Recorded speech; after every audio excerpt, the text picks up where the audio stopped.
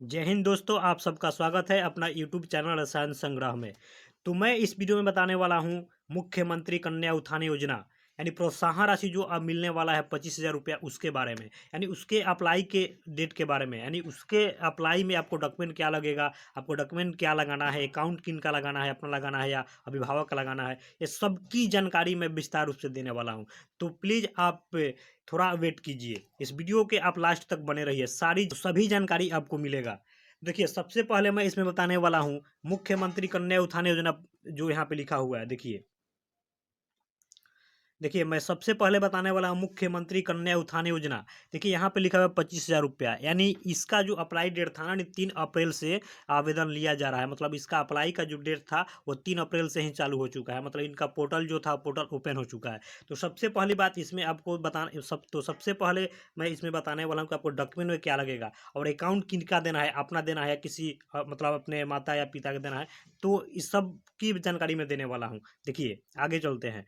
यहाँ 2023 में जो इंटर पास किए हैं उनका 25,000 रुपये के लिए ऑनलाइन आवेदन शुरू कर दिया गया है। इसका अंतिम तिथि निर्धारित नहीं किया गया है। मतलब कि आपका अप्लाई डेट मतलब कि आपका अप्लाई जो डेट था 3 अप्रैल से था, यानी आपका अप्लाई शुरू हो चुका है, पोर्टल जो था ना ओपन हो चुका है। लेकिन इसका जो लास्ट डेट था ना, यानी जो इसका लास्ट डेट का कोई निर्धारित डेट नहीं है, आप अप्लाई कभी तक कर सकते हैं। लेकिन इसमें कुछ प्रक्रिया है। आपको अप्लाई करने के बाद क्या करना है, सबमिट कब होगा, क्या होगा, सब चीज़ मैं जानकारी देने वाला हूँ। सिर्फ आप वीडियो में अंतिम तक बने रहिए। देखिए, यहाँ पे लिखा हुआ फॉर्म में लगने वाला डॉक्यूमेंट, आपको डॉक्यूमेंट में क्या क्या लगेगा इस सब की मैं जानकारी देने वाला हूँ। देखिए, सबसे पहले यहाँ पे लिखा हुआ है ऊपर आधार कार्ड, तो यह नेसेसरी है। उसके बाद है ईमेल आईडी चालू होनी चाहिए। जो ईमेल आईडी आप उसमें देना है ना, आपको जो आप ईमेल आईडी देंगे ना, वह ईमेल आईडी चालू होनी चाहिए, यानी बंद नहीं होना चाहिए। फिर पासबुक, या इसमें देखिए पासबुक जो बात है ना, ये सबसे इंपॉर्टेंट इसमें यही है। देखिए, पासबुक का स्टूडेंट क्या करते हैं, गलती करते हैं, मतलब कि अपना पासबुक न लगाकर अपने माता या पिता का लगा देते हैं। मतलब ऑप्शन में दो ही रहता है, क्या तो पिता या माता का लगाने का, लेकिन इस बार ऑप्शन में नहीं है। अगर आप भूल से कहीं मतलब अपने पासबुक ना लगाकर कहीं अपने अभिभावक का लगा देते हैं, माता या पिता का, तो आपको पैसा नहीं मिलेगा, पैसा आपको आएगा ही नहीं। तो सबसे पहली बात, अगर आपके पास पासबुक नहीं है, मतलब अकाउंट आपका नहीं खुला हुआ है, ओपन ओपन नहीं है, अगर खुला भी है तो बंद भी हो चुका है, तो सबसे पहले आपको क्या करना है कि आप अपने अकाउंट को चालू करवा लीजिए, उसके बाद ही अप्लाई कीजिएगा, क्योंकि इसका लास्ट डेट कोई निर्धारित नहीं है, आप अप्लाई कभी कर सकते हैं, लेकिन ज़्यादा लेट मत कीजिएगा। देखिए, तो इसमें जो अकाउंट देना है ना, अपना ही देना है, मतलब किसी दूसरे का नहीं देना है, याद रखिएगा। तो इसमें अकाउंट देना है ना, अपना ही देना है, किसी दूसरे का अकाउंट नहीं देना है, अपना अकाउंट दीजिएगा, कोई समस्या नहीं आएगा आगे। फिर दूसरा लगेगा 10th मार्कशीट। फिर उसके बाद देखिए क्या है, 12th मार्कशीट, मतलब 12 मार्कशीट। तो यह हुआ आपकी डॉक्यूमेंट की जानकारी। और फिर मैं आगे देखता हूँ क्या हो, फिर मोबाइल नंबर इसमें, यानी जो आपको मोबाइल नंबर देना है ना, वह मोबाइल नंबर मतलब चालू होना चाहिए, बंद नहीं होना चाहिए। फिर यहाँ पे देखिए, इंटर में उत्तीर्ण केवल लड़की ही कन्या उत्थान योजना के तहत आवेदन कर सकते हैं। देखिए, पिछले मैंने वीडियो में बताया था ना कि जो लड़कियां इस बार इंटर पास की हैं, चाहे वह किसी भी डिवीजन से पास की हैं, उन सबको प्रोत्साहन राशि के रूप में 25,000 रुपया मिलने वाला है। तो यह जानकारी डॉक्यूमेंट का जानकारी हुआ। अब इसके आगे कुछ और जो ऑनलाइन आपको करना है, रजिस्ट्रेशन करने के बाद क्या करना है, सबकी मैं जानकारी देने वाला हूँ। तो सिर्फ अभी लगाइएगा तो अपना ही अकाउंट लगाइएगा, नहीं तो अगर अपने अभिभावक लगाते हैं तो आपका पैसा नहीं आएगा, क्योंकि आपके जब आप अप्लाई कीजिएगा उसके बाद बहुत सारा समस्या आ सकता है। मतलब पैसा सबका आ जाएगा, लेकिन आप वेट करते ही रह जाइएगा। तो सबसे पहली बात कि मैंने डॉक्यूमेंट के बारे में उतना जानकारी दिया। फिर अप्लाई करने में क्या क्या प्रक्रिया अपनाना है, देखिए यहाँ पे लिखा हुआ है, यूजर आईडी और पासवर्ड जाने के 7 दिन, यहाँ पे लिखा हुआ है यूजर आईडी और पासवर्ड जाने के 7 दिन के अंदर फॉर्म को फाइनल सबमिट करना अनिवार्य है। उसके बाद लिखा हुआ है पंजीकरण पोर्टल पर पंजीकरण कृपया विभागीय तथा बैंक खाते के सत्यापन का इंतजार करें।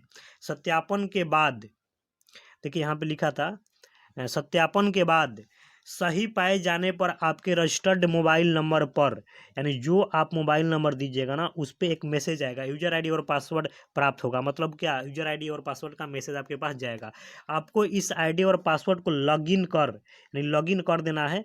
लॉगिन कर आवेदन को अंतिम रूप देना है। इसका मतलब होगा ना कि आप जब रजिस्ट्रेशन करवाने जाइएगा, तो आपको रजिस्ट्रेशन जिस दिन होगा उसके 7 दिन के अंदर, आप उसके 7 दिन के अंदर आपका मोबाइल नंबर, रजिस्ट्रेशन, जो भी आप डॉक्यूमेंट लगाए हैं उसमें सबका सत्यापन, मतलब सबका सत्यापन होगा। सत्यापन होने के बाद सही पाए जाने पर आपके मोबाइल नंबर पर एक मैसेज आएगा।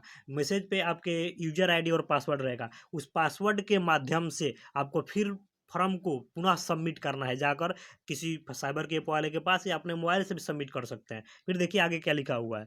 समय समय पर पोर्टल पर जाकर अपनी आवेदन की स्थिति को देखना है। मतलब आपके पासवर्ड और यूजर आईडी आएगा। देखिए सही से पढ़ लीजिए। आवेदन को अंतिम रूप देना है तथा समय समय पर पोर्टल पर जाकर अपनी आवेदन की स्थिति को देखना है तथा त्रुटि रहने पर ईमेल के माध्यम से सूचित करना है। अगर तो अपने ईमेल के माध्यम से उस त्रुटि का सुधार के लिए आवेदन दे सकते हैं। हुआ कि अपने आवेदन को अंतिम रूप देने के 10 दिन के अंदर अपने दिए गए बैंक खाते को पोर्टल पर जाकर जांच कर ले। मतलब एक यह जो बात बताया जा रहा है कि अगर आप पहले अप्लाई किए, अगर उसमें त्रुटि पाया गया, त्रुटि पाने के बाद आपको फिर त्रुटि पाए जाने के बाद आपने ईमेल के माध्यम से आपने आवेदन दिया, फिर उसके 10 दिन के अंदर तक आपको क्या करना है तो जांच कर लेना है। यानी मतलब 10 दिन के अंदर ही जांच कर लीजिएगा, आपके मैसेज आएगा। 10 दिन के अंदर ही जांच कर लेना है कि फिर मैंने जो अपना पूरा डॉक्यूमेंट लगाया, अकाउंट लगाया, वो सही है या गलत है। जांच करने के बाद फिर यहाँ पे लिखा हुआ है, कृपया यूजर आईडी और पासवर्ड, बैंक खाता, आधार, मोबाइल नंबर, ईमेल किसी अन्य को ना शेयर करें। मतलब आपके पास जो पासवर्ड आएगा, जो देखिए आपके पास पासवर्ड आएगा, यूजर आईडी आएगा, उसके बाद आपका अकाउंट नंबर, आधार कार्ड सब आपके पास नहीं होगा, मोबाइल नंबर, ये किसी से शेयर नहीं करना है। अगर आप शेयर करते हैं तो आगे चलकर समस्या खड़ा हो सकता है। देखिए मैंने जो बताया था ना कि आपको अकाउंट अपना ही लगाना है। देखिए वही बात यहाँ पे लिखा हुआ है कि बैंक खाता यहाँ पे स्टूडेंट के नाम का होना अनिवार्य है। मतलब कि जो अकाउंट आप लगाइएगा ना, आपके अकाउंट में आपका ही नाम होना चाहिए। मतलब आपका ही अकाउंट होना चाहिए, किसी दूसरे का अकाउंट नहीं होना चाहिए। फिर लिखा हुआ है अन्यथा पैसा नहीं भेजा जाएगा। फिर लिखा हुआ है संयुक्त खाता भी मान्य नहीं है। संयुक्त खाता का मतलब ज्वाइंट खाता। सिर्फ खाता जैसे अकाउंट होता है ना, ज्वाइंट होता है, मतलब उसमें 2 आदमी का नाम दे दिया जाता है, तो वैसा इसमें अकाउंट नहीं लगेगा। तो इन सब गलतियों से आप बचें। तो आपको फिर उसके बाद आपको यह दिमाग में रखना है कि जब आप अप्लाई कीजिएगा तो आपका अकाउंट आपका ही होना चाहिए, किसी दूसरे का नहीं होना चाहिए। तो आप जाकर रजिस्ट्रेशन पहले करवा लीजिए। रजिस्ट्रेशन करने के बाद 7 दिन के अंदर आपके मोबाइल नंबर पर यूजर आईडी या पासवर्ड आएगा। उसके बाद फिर आपको पुनः सबमिट करना है। अगर ऐसा नहीं होता, हो सकता है कहीं दूसरे साइट पर एक ही बार में कहीं सबमिट ले लिया जाए 1 घंटा के अंदर ही, तो वहाँ से भी आप अप्लाई कर सकते हैं।